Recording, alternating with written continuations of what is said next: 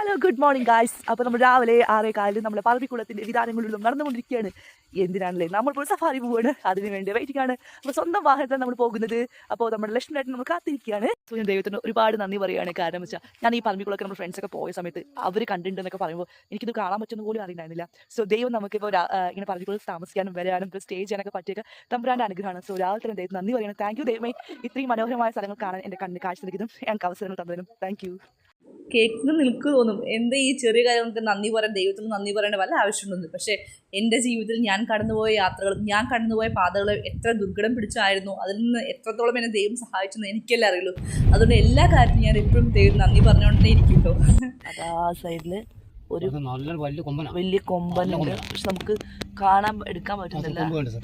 ശേഷം ഞങ്ങൾ കാട്ടിൽ നേരെ പെരുവാളി ഡാമിലേക്ക് പോയി. ഈ ഡാമിൻ്റെ പ്രത്യേകത വെച്ചാൽ ഈ ഡാമിൻ്റെ വെള്ളം എന്ന് പറയുന്നത് തമിഴ്നാട്ടിൻ്റെയും സ്ഥലം നമ്മുടെ കേട്ടോ. അപ്പോൾ ഈ ഡാമെല്ലാം കണ്ട ശേഷം